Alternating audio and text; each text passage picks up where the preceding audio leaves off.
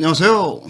골드만삭스입니다. 오늘은 조선의 22대 왕인 정조, 이름은 이산이죠. 대해서 알아보겠습니다. 1752년에 태어나서 1800년에 죽었으니까 48살에 일찍 죽었죠. 재위는 1776년부터 1800년까지 24살에 즉위를 해서 25년 동안 통치를 했습니다. 그러니까 1776년에 즉위를 할 때는 미국이 이제 독립기념을 한 날하고 똑같네요. 그 다음에 이제 1800년에 48살에 죽었습니다. 그래서 24살에 즉위를 했고 25년간 통치를 해서 49살 정도에 죽었는데, 조선의 평균 그 왕들 27명의 왕들의 평균을 볼 것 같으면은 평균 한 27살에 즉위를 해서 한 19년 동안 통치를 하고, 평균 그 수명이 죽은 나이가 보통 한 46살이 됩니다. 그러니까 그거에 비해서는 이 정조는 조금 더 이른 나이에 한 3살 정도 일찍 왕이 되고, 그다음에 한 5, 6년 더 많이 통치를 하고, 그다음에 이제 평균 나이보다도 한 두 살, 3살 많게 48살에 죽은 걸로 되어 있습니다. 이 정조가 1800년에 죽죠. 그 다음에 이제 1776년에 이제 즉위를 했으니까, 그 다음에 이제 조선 왕조가 1910년에 일본한테 경술국치, 한일합방, 그거 당하기 전까지의 한 조선 후기 한 200년 동안을 더 150년, 200년을 더 이제 그 조선이 연명할 수 있는 죽은 길을 열었습니다. 그래서 조선 왕조가 한 500년 정도 지속이 됐는데, 그 중에서 대왕이라고 부를 수 있는 사람은 세종대왕하고 정조대왕, 한 이 두 사람 정도가 가장 그 성군, 가장 존경할 만한 그런 왕으로 볼 수가 있습니다. 하지만 이제 세종대왕 같은 경우에는 조선의 이제 4대 왕이죠. 그 처음에 이제 태조, 그 다음에 이제 정종, 그 다음에 이제 태종 이방원, 그 다음에 이제 세종대왕님께서 이제 네 번째로 왕을 하셨는데, 세종대왕은 그나마 아버지가 태종 이방원이죠. 그러니까 태종 이방원이가 아주 그 무서운 사람이죠. 그다음에 이제 조선 초기에 이제 조선의 그 중앙집권 왕권을 강화를 아주 한 사람이죠. 그래서 이방원이가 워낙 그 센 사람이기 때문에, 아버지가 워낙 세서 아버지가 그 아들의 장래를 위해서 외척 세력도 다 물리치고, 그다음에 이제 그 신하들도 다 그 정리를 하고 해서 아주 막강한 그 권력을 마련해 놓고, 그거를 이제 아들한테 물려줬기 때문에 세종대왕은 좀 편하게 왕권을 유지를 하실 수가 있었고, 그렇게 볼 경우에 이제 세종대왕은 이제 금수저라고 볼 수가 있죠. 하지만은 이제 정조대왕 같은 경우에는 아버지가 이제 사도세자죠. 사도세자. 뭐 나중에 이제 장조라고 이제 추정을 하지만은, 사도세자가 이제 뒤주에서 20몇 살에 이제 일찍 죽었죠. 근데 그 사도세자의 또 아버지는 영조. 그러니까 정조는 이제 영조의 이제 손자죠. 그렇지만은 자기 아버지가 사도세자가 20몇 살에 뒤주에 갇혀서 일찌감치 죽고, 그렇게 죽는 배경에는 그 당시에 그 대신들, 그 대신들 중에서도 그 당시에 이제 영조가 왕이 될 수 있었던 거는 이제 노론의 이제 그 힘에 입어서 된 거죠. 그러니까 어떤 그 정계의 그 막강한 후원자들이 이제 노론이 이제 도와줬는데, 그 당시에 이제 노론이 또 파가 갈려가지고 노론이 이제 시파화가 벽파가 있었습니다. 그래서 그 당시에 이제 벽파는 좀 강경파 해서 이제 얘들은 이제 사도세자를 죽여라 이렇게 이제 주장을 했던 거고, 그다음에 이제 그 시파는 좀 온건파, 그래도 아무래도 엉망진창이라도 세자를 죽여서는 안 된다 이렇게 한 게 이제 시파 온건파였습니다. 그렇지만 어쨌든 그 당시에 이제 그 정조의 아버지 사도세자가 죽게 만든 거는 이제 그 정계, 그 당시에 이제 여당이었던 노론의 이제 벽파들, 이 사람들이 이제 그 사도세자를 죽인 거죠. 그래서 사도세자 죽었으니까, 그 아들이 왕이 됐으니까 이 사람들도 자신의 위치도 위험하고 그러니까 그 정조하고 갈등을 빚고 정조를 죽이려고 암살 기도도 있고 뭐 이렇게 해서 아무튼 정치적인 압박을 많이 초기에 받습니다. 아버지가 그 일찍 죽어서. 그래서 정조는 자기 혼자 힘으로, 자기 실력으로 어떤 안정시키는 그런 역할을 했기 때문에, 정조를 우리는 이제 흑수저다 이렇게 볼 수가 있죠. 그러니까 이제 세종대왕은 금수저, 정조는 흑수저. 하지만은 온갖 그 암살 위협, 그다음에 온갖 그 정치적인 압박, 시련, 이런 고통을 견디고 자신의 위치를 잡고 나라를 부흥시킨 오뚜기 흑수저라고 볼 수가 있습니다. 1763년에 이때가 이제 문제가 되는 해죠. 1763년에 11살, 정조가 11살일 때 소론의 지지를 받던 아버지 사도세자 장조가 반대파인 노론의 비난과 할아버지인 영조의 손에 의해서 뒤주에 갇혀서 죽는 게 1763년. 그러면 이제 아버지가 죽었을 때 정조 나이는 11살 이렇게 되어 있습니다. 1774년에 22살 때 문과 이제 22살이면 이제 청년이 되고 이제 알만할 때가 됐죠. 그러니까 즉위하기 2년 전에, 그러니까 왕이 되기 2년 전에 문과의 병과, 그러니까 과거의 대과에 급제를 한 홍구경이라는 사람이 나타나서 동궁 시강원 설서에 임명이 됩니다. 그래서 이제 동궁, 그러니까 정조 세자, 이 세자를 교육시키고 뭐 보호하고 이런 일을 맡은 게 이제 홍구경이가 이제 이제 과거에 급제하자마자 젊은 나이에 정조를 보호하고 보필하게 되는 거죠. 이때부터 이 홍구경이하고 정조 동궁 세자인 정조하고는 친해지게 되고, 이 홍구경이는 정조보다는 4살이 많은 걸로 되어 있습니다. 그러니까 다 젊은 사람이죠. 26살이죠. 홍구경이. 그러니까 젊은 사람들끼리 뜻이 통한 거죠. 이 어려운 상황을 우리 힘을 합쳐서 이겨보자. 이렇게 이제 둘이 이제 의기투합이 된 겁니다. 여기 보시면은 이제 나는 사도세자의 아들이다.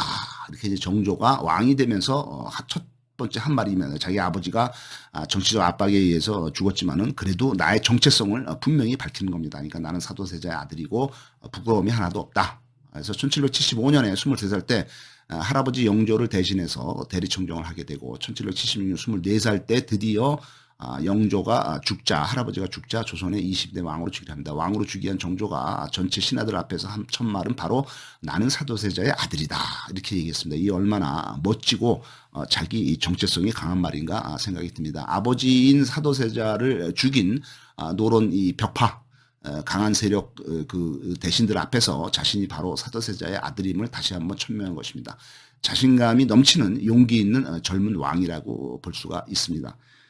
정권 초기에 반대파인 노론의 압박과 자신의 친위 부대가 없던, 그러니까 측근이 없었죠. 그래서 정조는 2년 전에 동궁 시절에 만나서 친해진 홍구경에게 의지를 하게 되면서 홍구경이가 이제 전면에 나서 주는 거죠. 홍구경이는 1748년생이니까 정조보다도 4살이 많은 걸로 되어 있습니다. 왕이 되자마자 정조는 홍구경이를 동부승지로 임명을 합니다. 동부승지는 지금은 이제 청와대 한 비서관 정도 되는 거죠. 그 다음에 이제 6개월 딱 지나고 나서는 승진을, 전격적인 승진을 시켜서 도승지를 임명합니다. 도승지는 이제 지금의 이제 청와대 비서실장, 그러니까 도승지가 바로 이제 되면서 정권을 휘두르면서 청와대 비서실장이죠. 그래서 이제 홍구경이가 이제 전면에 나서서 이제 반대파들을 이제 처리를 하는 거죠. 1777년 집권한 지 왕이 된 지 1년 만에 25살 때 분데 괴한이 이제 왕이 있는 거처인 경희궁에 침입을 합니다. 그래서 괴한이 몇 번 침입을 하죠. 정조를 암살하려고. 그래서 정조는 창덕궁으로 거처를 이전을 하지만은 또한 이제 8월 달에, 또 다음 달에 한 달 만에 다시 또 괴한이 침입합니다. 하지만 이 괴한은 이제 노론이 보낸 거는 아니고 외척인 홍상범, 홍계능, 홍수래 이렇게 됐습니다. 그러니까 정조의 마누라의 아버지, 그러니까 장인어른이죠. 장인이 이제 홍봉안인데, 이제 홍봉안 이 장인 쪽의 어떤 친척들, 홍상범, 홍계능, 홍수래 이런 사람들이 반란을 일으켰습니다. 그래서 이제 그 당시에 이제 도승지이면서 대통령 비서실장이면서 수기대장, 그러니까 뭐 어떤 경호실장이죠. 그러니까 비서실장도 하고 경호실장도 하고 하죠. 수기대장인 홍구경이가 이들을 다 진압을 해버리고, 이 사람 반란을 일으킨 사람들이 내세운 게 이제 왕의 친척 중에서 은정군이라는 왕자가 있는데, 이 사람은 이제 내세운 거죠. 내세웠지만은 이 은정군도 자살하게 홍구경이가 처리를 다 해버립니다. 홍구경이는 도승지이며 수기대장으로서 정사에 깊이 관여를 하고 인사권을 휘두르면서 막강한 실권을 행사해서 세도 정치의 시작을 알리게 됩니다. 홍구경이는 권력을 강화하는 과정에서 자기 누이를 원빈으로 해서 이 정조한테 시집을 보냅니다. 그러니까 자기 누이를 보내서 정조, 그러니까 왕의 후궁이 되면서 그런 백그라운드를 이용을 해서 자기의 권력과 세력을 더 강화하면서 세도 정치의 시작을 만들게 되겠습니다. 1779년에 27살 때 정조가 즉위한 지 3년 만에, 정조가 이제 그동안에 이제 3년 동안에 이제 정치적인 기반을 이제 마련을 하죠. 그래서 이제 어느 정도 이제 자기의 이제 다른 세력들을 많이 모으죠. 예, 그러니까 이제 어떤 되니까 이제 수기대장이었던 그 비서실장이었던 홍구경이가 쫓겨나게 되겠습니다. 그래서 그다음에 이제 국왕의 근위대인 수기소도 폐지가 되겠습니다. 그러니까 이제 홍구경의 세력을 완전히 몰아낸 거죠, 정조가. 1780년 28살 되었을 때 정조는 도승지 수기대장인 홍구경이를 실각시키고 자기의 친정 왕이 직접 정치를 강화를 하는 거죠. 당시 32살인 홍구경이는 정권의 2인자인 자리에서 물러나서 그 고향으로 돌아갑니다. 그래서 이제 강원도 강릉 횡성에서 무료하게 지내다가 한 1년 있다가 33살에 젊은 나이로 죽게 되겠습니다. 이거는 홍구경이가 이제 그 강원도 그 강릉으로 횡성으로 쫓겨나서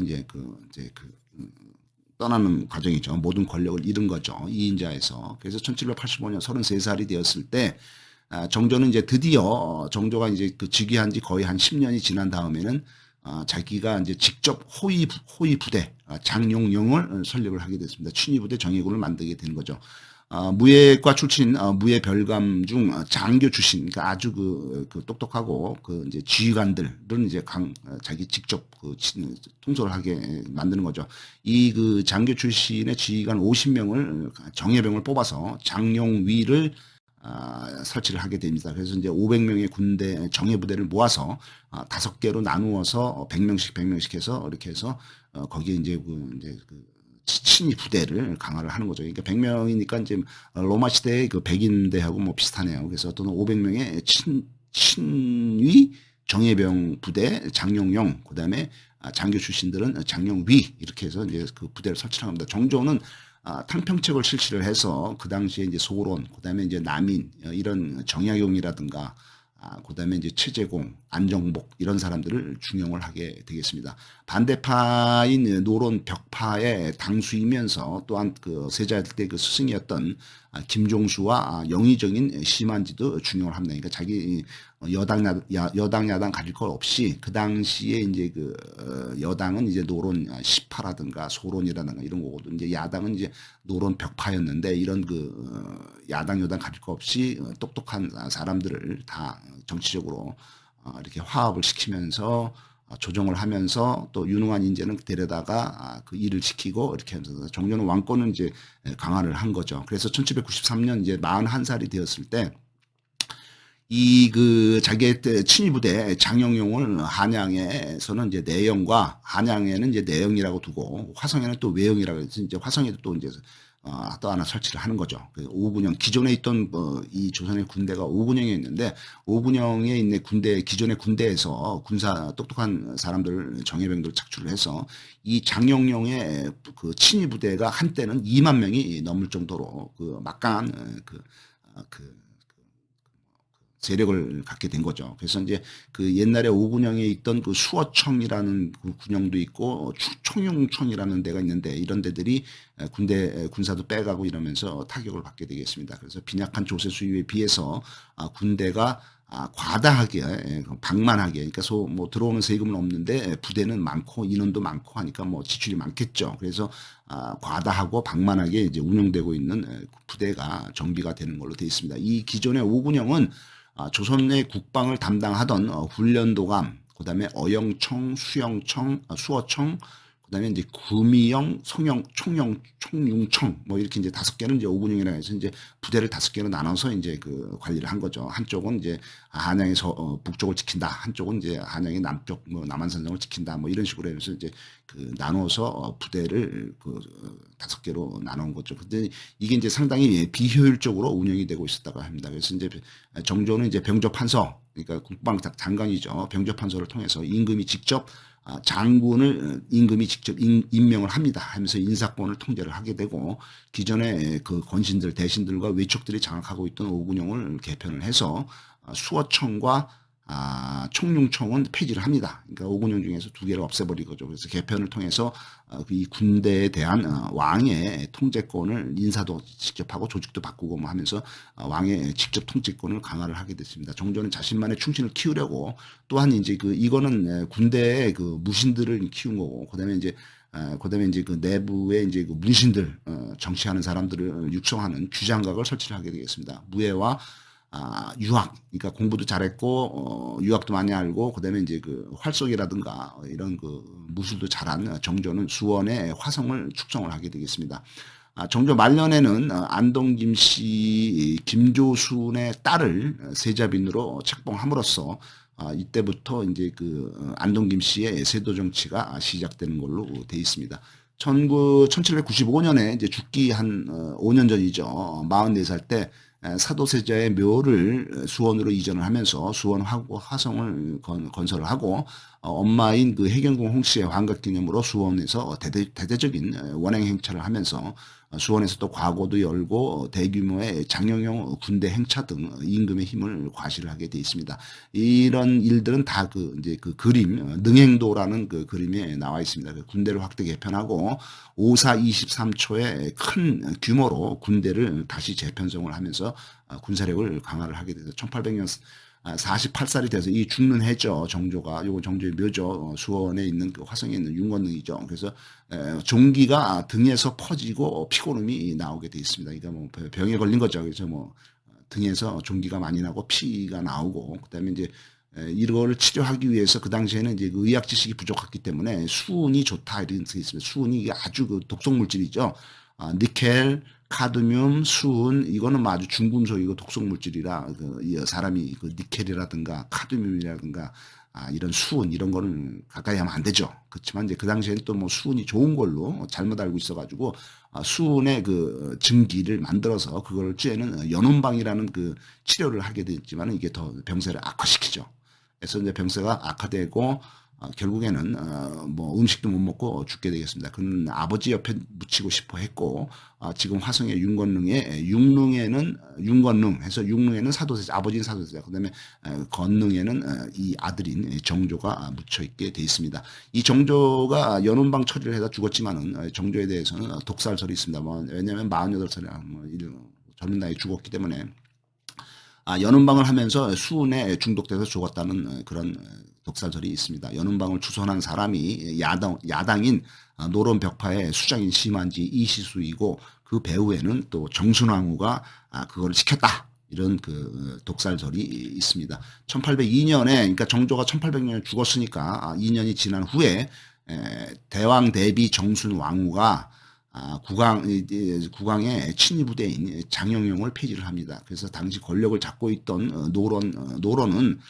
북촌을 거점으로 해서 한양을 지배하고 있었습니다. 그러니까 이제 정조 때는 이제 야당으로 밀려났던 노론 벽파가 그다음에 정조 다음에 이제 그 정조 아들인 이제 순조가 왕이 됐죠. 왕이 되면서 이제 그 이제 대왕 대비 그러니까 영조의 마누라 후궁 영조의 후궁인 정순왕후 그러니까 이제 그 정조의 입장에서 보서는 이제 그 할머니죠. 나이는 뭐 비슷비슷한데 어린데 어떻든 그 노론 정조 때의 야당이었던 노론 벽파가 그 순조로 넘어오면서는 이 정순왕후의 입김에 힘입어서 여당이 되죠. 야당에서 여당이 되면서 이들이 북촌을 거점으로 해서 한양을 지배, 이게 기득권 세력이라는 거죠. 그래서 이 노론의 주요 인사들이 도성의 방어가 되는 주목적인 군대 조직인 훈련도관, 금이영, 어영총을 이런 아까 두 개는 이제 폐지가 됐고 5개 중에서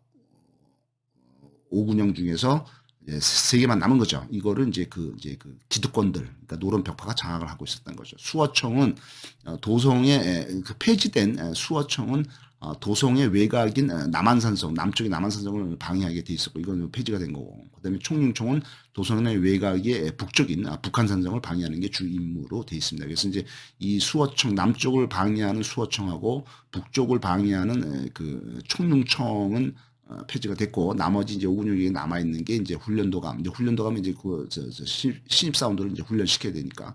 그다음에 이제 어영청, 그다음에 금이영 해서 이제 이런 게 남아 있는 걸로 돼 있습니다. 감사합니다.